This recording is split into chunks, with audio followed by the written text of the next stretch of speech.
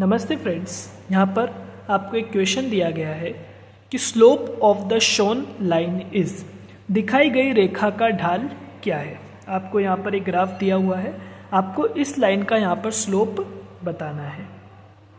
पहली नज़र में हमें देखने पर ये समझ आ रहा है कि हम हमेशा जानते हैं कि जो स्लोप है उसको हमेशा एंटी क्लॉकवाइज डायरेक्शन में लिया जाएगा, एंगल को हमेशा एंटी क्लॉकवाइज डायरेक्शन में मेजर किया जाता है। तो आपको इतनी बात तो समझ आ रही है कि यार एंगल 90 डिग्री से कम है, और जब भी एंगल 90 डिग्री से कम होता है तो जो स्लोप होता है वो पॉजिटिव होता है।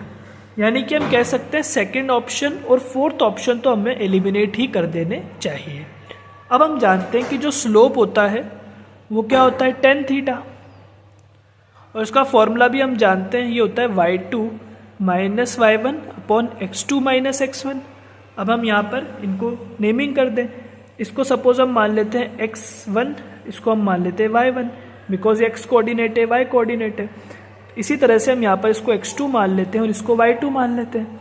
जब हम इसको फॉर्मूले में पुट करेंगे, y2 हमारे पास क्या है, 2 है, y1 हमारे पास क्या है, 0 है, उसी तरह से x2 हमारे पास 0 है और x1 हमारे पास क्या है, -3।